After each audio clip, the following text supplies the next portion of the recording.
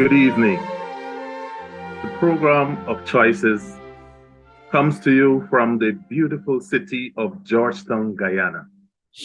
We thank God for this beautiful country of ours, its citizens, hard-working citizens, and we are grateful that we can come to you this evening as we discuss some critical matters that we're dealing with in life and living generally. We want to thank God for those ardent viewers from the diaspora who view us week after week and share your comments to us. We are grateful. And we are determined to work together as we continue to bring the influence of God in our world. Today, we want to discuss a very important topic as we deal with how do you survive in a hostile environment. You know, we live every day not only experiencing successes or triumphs, but we also experience failures. We experience trials, dilemmas. How do we deal with overcoming these situations? And so today, we just do not want to discuss these issues. We don't want to see the signs of need, but we also want to bring hope. We want to discuss how do we overcome. And so join us with your families, your friends, and let us discuss. Whatever time zone you are viewing us from, we say welcome and God bless you. You know, life is filled with contests and the conflicts. And we are grateful that there is a transcendent God, a God who rules in the affairs of men. So even though he is above, he is also with us. And so God has certain characteristics that no one else has. You know, he's omnipotent, he's all powerful, omniscient, he knows everything, and he's omnipresent. He's everywhere. And we heard that we live in a time when there are lots of problems, if you want to say that, social problems, contemporary problems. But in the midst of all of that, there is still hope, as we've heard, because the God we serve, he brings hope. Remember, we had a big situation where all of us should have died, but hope came in the man Christ Jesus. The world should have been done and dusted, rubbed out, but God sent his son Jesus, who brought hope and the liberty to mankind. And Philippians 1:6 says, he who began a good work is able to complete it. So notwithstanding what we are going through now, there's a God who started a good work. And this God is able to complete what he started. I think the big issue is now is for us to be compliant with him and what he would like for us, and how we should operate with respect to our conduct, with respect to our behavior, and so on. You know, and I'm hearing Professor Lumumba in my head. He's saying that we have all been given an opportunity to serve, not because we're the best thing around, and that thing touched me, because sometimes you feel, you know why I'm here? Because I'm the best. But he said it's an opportunity. We call you distinguished, we call you honorable, because we expect you to do honorable and distinguished work. You know, it's amazing how he puts it. And so we have to now find ways and means to mitigate or to survive in an environment that is hostile, and still knowing that there's a God who is able to help us. And I think some years ago, Bishop bought some books for us. Many of us, we were, you know, in a beginning stage. And there's a book done here by T.D. Jakes. It's titled The 10 Commandments of Working in a Hostile Environment. So environments, will be hostile. Some you might find peace, and then there are other environments where you'll have hostility. How do you survive in that? And one of the things that he said is that we should not let the environment get inside of us. Because when the environment becomes a part of you, you become just like the environment in terms of the hostility. So it is for us now to tap in to God so we could have peace and calm in the environment. Sometimes the environment could irritate you. When you go to Facebook, for example, and you see what people write sometimes about you personally, some people are tempted to hit back right there and join the hostility. So sometimes when you look, you just remember that there's a transcendent God who's capable of delivering and vindicating. Vindicating. Sometimes we try to vindicate ourselves, but God vindicates us. And so we want to discuss, how we could actually survive in an environment in the midst of hostility, how we could survive. Gentlemen. Thank you, Dr. Hudson.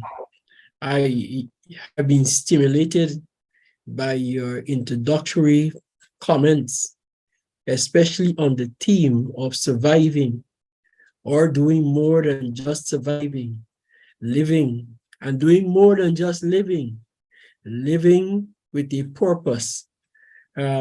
Clearly, you have described how difficult it is. And as you spoke, I saw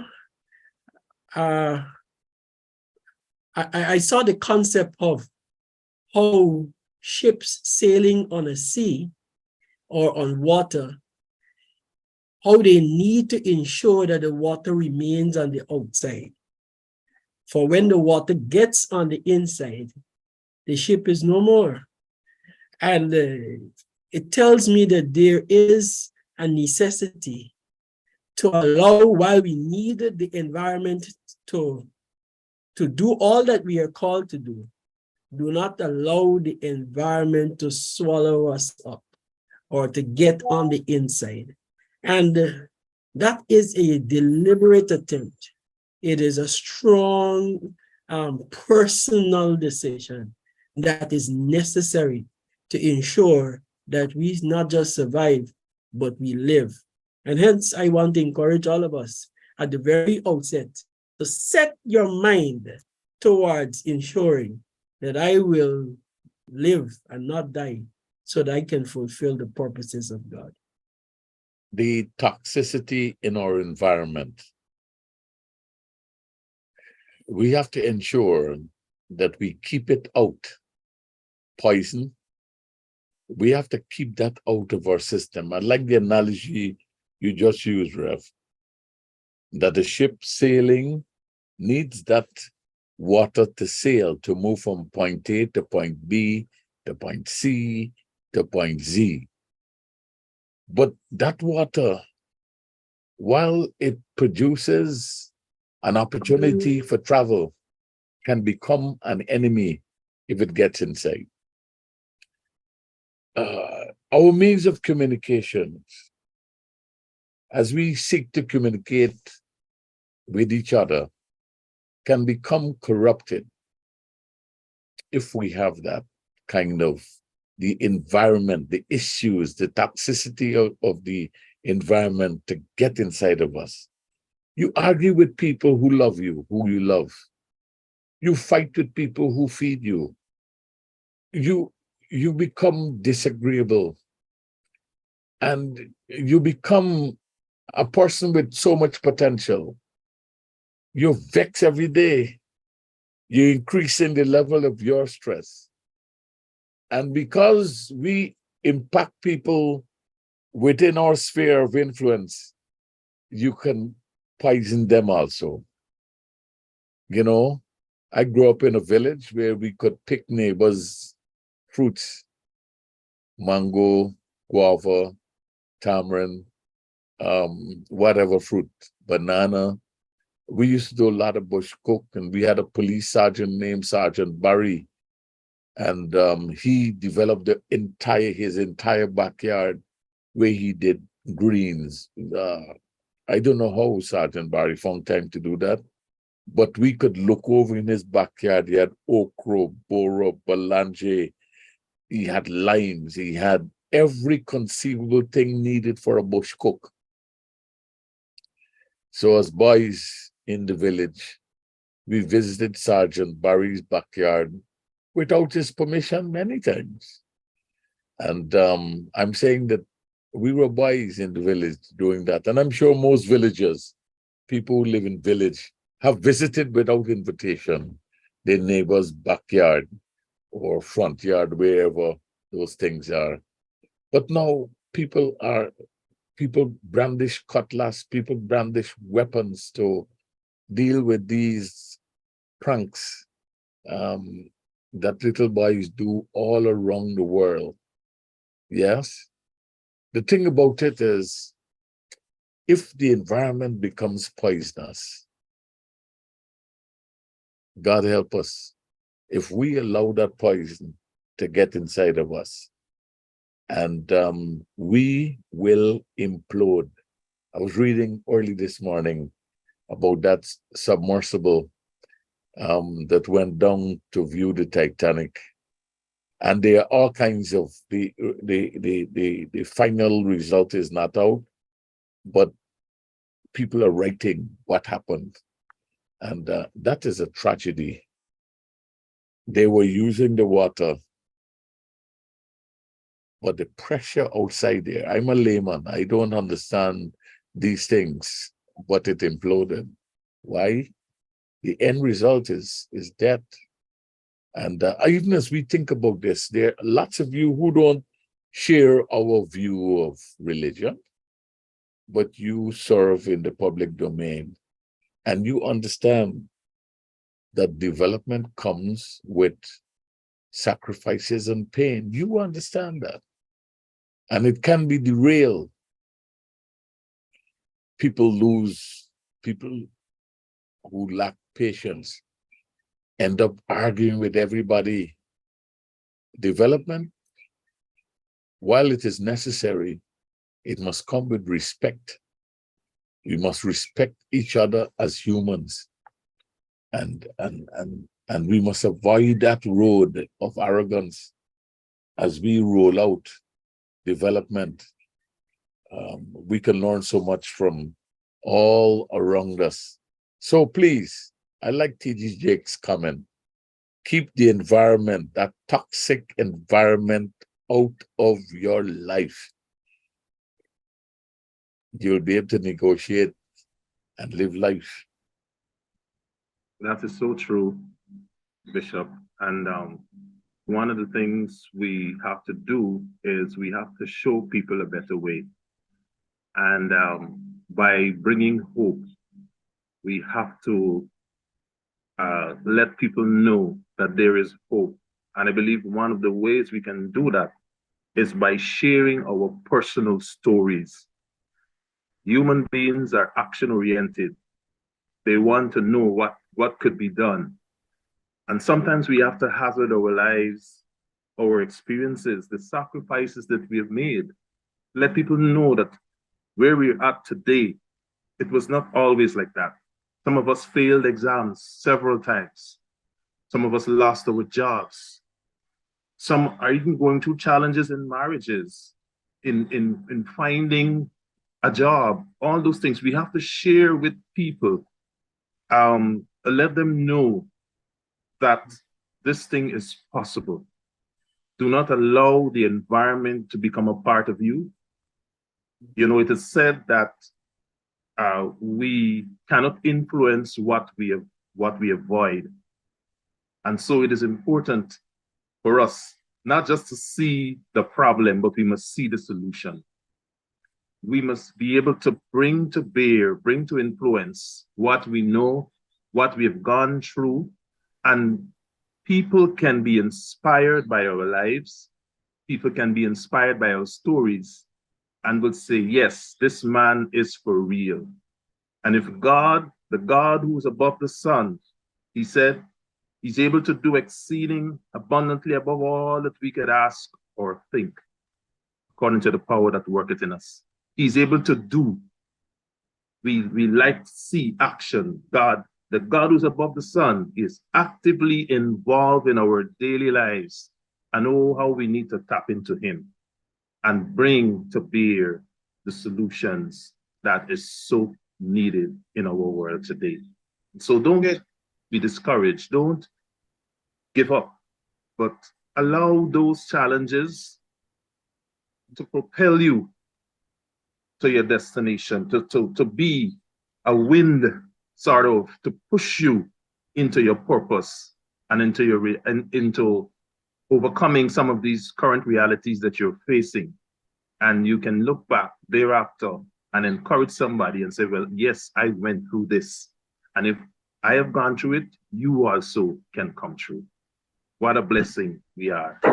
It can be. No, Dr. Paul, the danger as outlined in this principle of not allowing the environment to get inside of you. I think of scripture, you know, and the word of God tells us that it's not what goes into a man that defiles him, but what comes out of him. But the truth be told, when the environment that is so toxic gets inside of you, it poisons you. And so it is responsible for what will come out from the abundance of the heart, the mouth speak. And so we find that every day people are exposed in the home, in the community, at the workplace, to toxic environment. And we are saying today, if we safeguard ourselves against those environments by not allowing those toxic to get inside us, we will be able to be more effective in the way we operate. I personally believe that all environment contribute to our growth and development.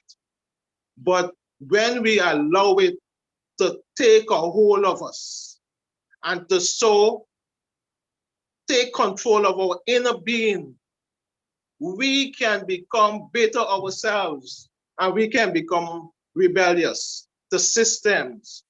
And in doing that, we might be leading others in rebellion also. So we have to be mindful of the environment. One of the things, you know, scripture tells us that the children of Issachar, they were, you know, they had an understanding of the times.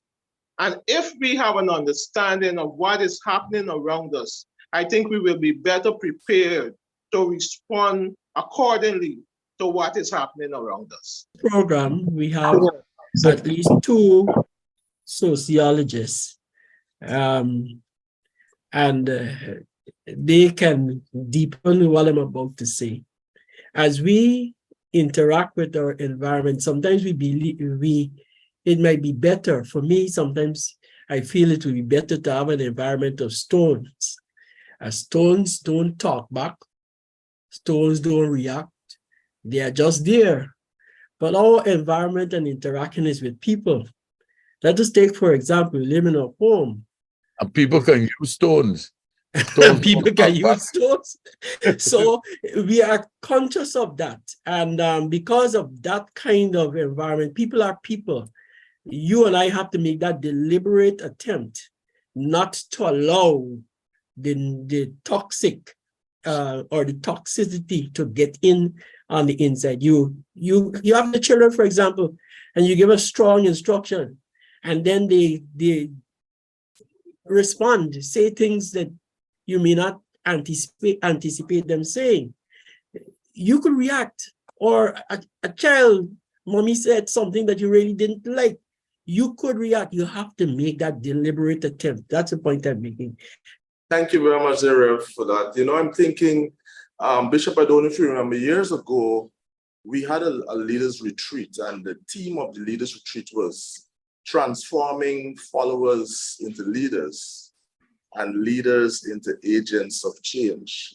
And I'm listening to the discussion and I'm thinking, you know, we don't only have a responsibility to not allow the environment to get into us, but because of who we are, by the nature of who we are, we have a responsibility as well to help to treat the environment, because not everyone is able to withstand the toxicity as we speak. You know, God has enabled us and you're hearing from all around the world has enabled us to come to a point where we can withstand, we can keep the foolishness out.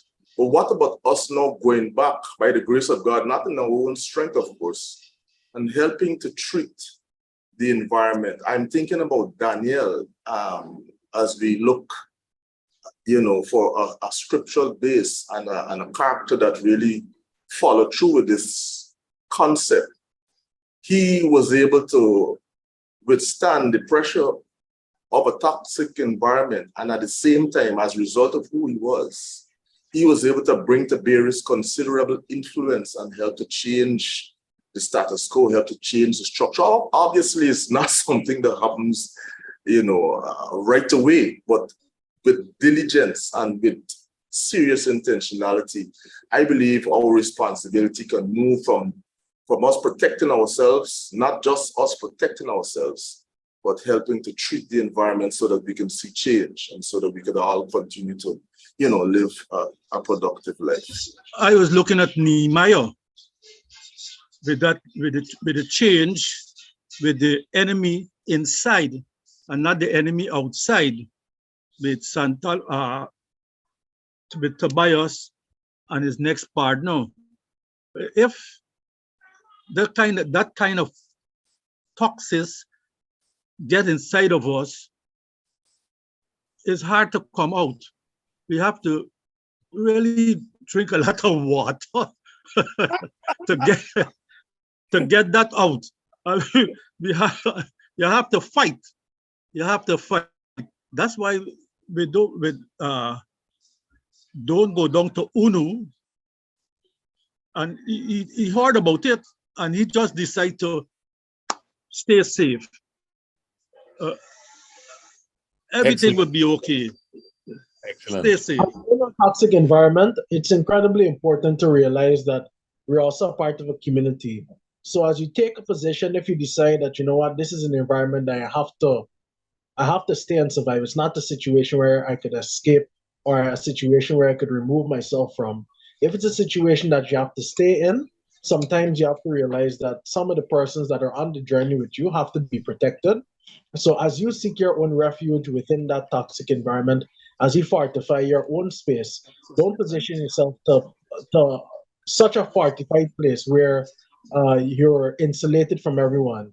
Always remember that in order for you to survive and thrive again, like after the environment changes, you'll have to be able to reestablish your community. So keep an eye on the people around you, keep an eye on the persons who are part of your community, and realize that it's possible to grow, it's possible to thrive, and sometimes you're the person that has to be there to watch out and to protect and to cover down, as I believe the military people would say. I was going to ask Dr. Lee if there is another strategy that we could utilize in terms of surviving. Well, I think the premise that he used to discuss the 10 commandments working in a toxic, difficult environment, he mentioned the fact that half or probably more than half of our waking life we spend on the job. And because of that, we take something to that environment.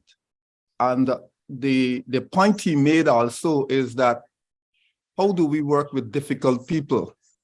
And he did suggest that a considerable amount of time has to be spent to understand those who we are in relationship with, particularly on the job, to understand them, and particularly those of us who are in leadership position, how we can best understand them, spend some time showing them, because sometimes we find people who come from very toxic environment, they only see the negative.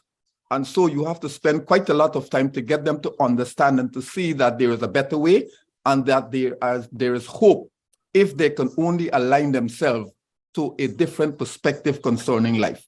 And so what I'm saying here is that in the toxic environment, we can find people if we spend some time seeking them out and showing them that there's a better way and there is hope and there is purpose in their lives. Because sometimes people feel that, there's no hope for them, there's no place in society, but we have to spend time teaching and training them and bringing them around. one of the greatest leader, if not the greatest leader the world has seen. A public accountant wrote this about him in Matthew chapter 5. He said to the people that he influenced and led, and by extension to you, he said, you are the salt of the earth. Matthew 5:13-16. You are the salt. So we can't avoid the environment. There are people who all they can do is criticize the environment,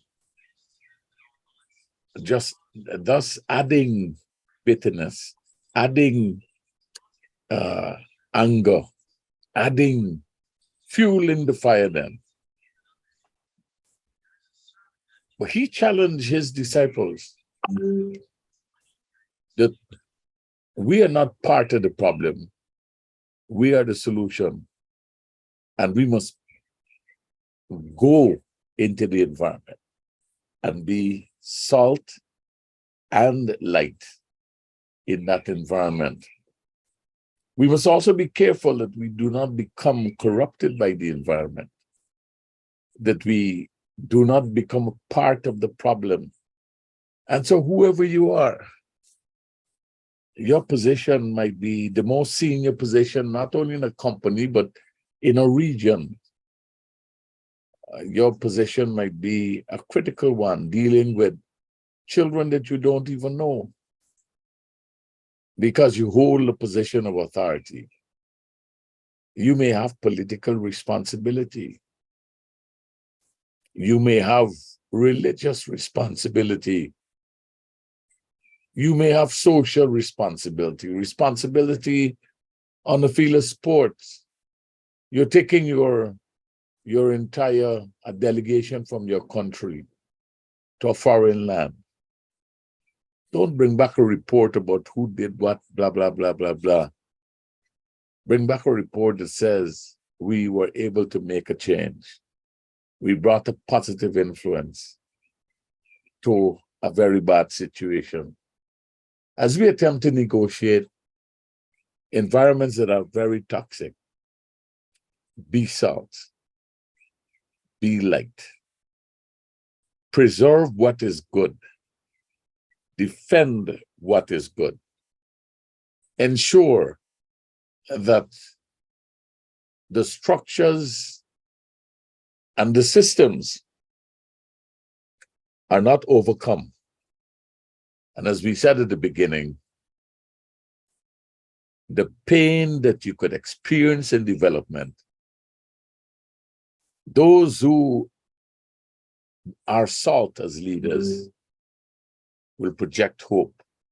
It will not always be like this.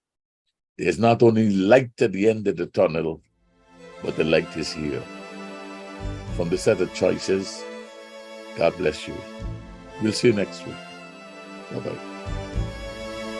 We thank you for joining us on Choices today. Remember, you can join us at First Assembly, LNP Durban Street, Workmanville, Georgetown, Guyana, for any of our special services. I'm Celicia on behalf of the set, reminding you that your whole life is the sum of your choices. God bless you.